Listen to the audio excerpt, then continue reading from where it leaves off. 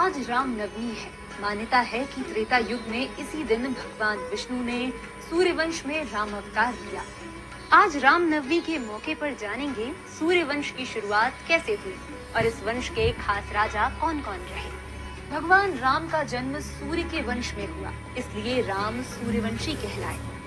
लेकिन क्या आप जानते हैं कि सूर्य ऋषि कश्यप की संतान है। इनका विवाह दक्ष प्रजापति की 17 पुत्रियों से हुआ था। कश्यप ऋषि ब्रह्मा के मानस पुत्र और सप्त ऋषियों में से एक है। माना जाता है कि सभी देवता और दानव ऋषि कश्यप और अदिति के ही पुत्र थे।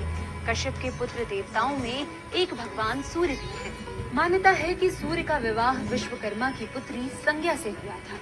सुग्रीव कर्ण समेत मनु सूर्य के पुत्र कहलाए। आज भी सूर्य से ही पूरी सृष्टि चल रही है। सूर्य के पुत्र थे मनु, उनके पुत्र हुए इक्ष्वाकु। इनकी वजह से श्री राम के वंश को इक्ष्वाकु वंश भी कहा जाता है। इक्ष्वाकु कौशल देश के राजा थे। इनकी राजधानी अयोध्या थी और यही राम का जन्म हुआ। माना जाता है कि राजा इक्ष्वाकु के 100 पुत्र थे। इनमें से एक पुत्र का नाम निकुंजी था। इन्हीं से सूर्यवंश आगे बढ़ा।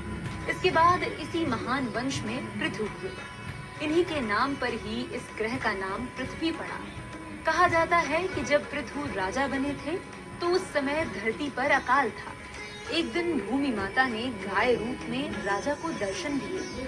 भूमि ने राजा पृथु से कहा कि अकाल दूर करने के लिए जमीन समतल करो, ताकि जब बारिश हो तो मैं अन्न दे सकूं। राजा ने ऐसा ही किया।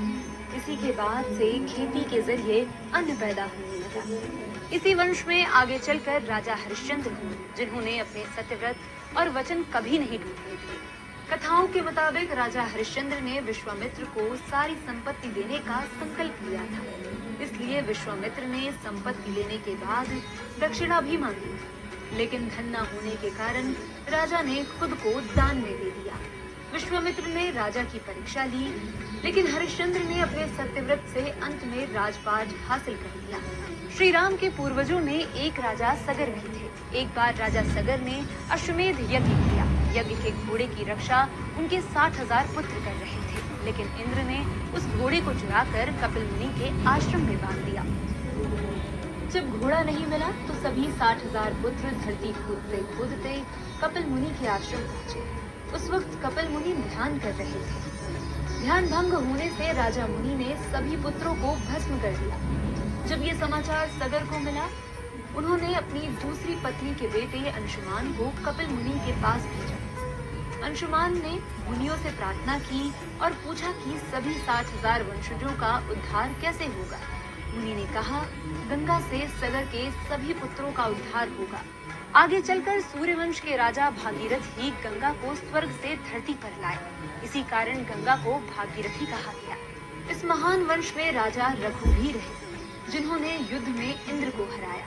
एक कथा के मुताबिक कुलगुरु वशिष्ठ के कहने पर रघु ने विश्वजीत यज्ञ किया, जिसमें उन्होंने अपनी पूरी संपत्ति दान कर दी। ऋषि कौत्स ने रघु से गुरु दक्षिणा मांगी, लेकिन धन न होने के कारण उन्होंने कुबेर से युद्ध किया और गुरु को दक्षिणा दी। इसी वंश में राजा दशरथ भी रहे, जो राम के पिता थे। वाल्मीकि रामायण के मुताबिक राम सूर्यवंश के 64वें राजा थे।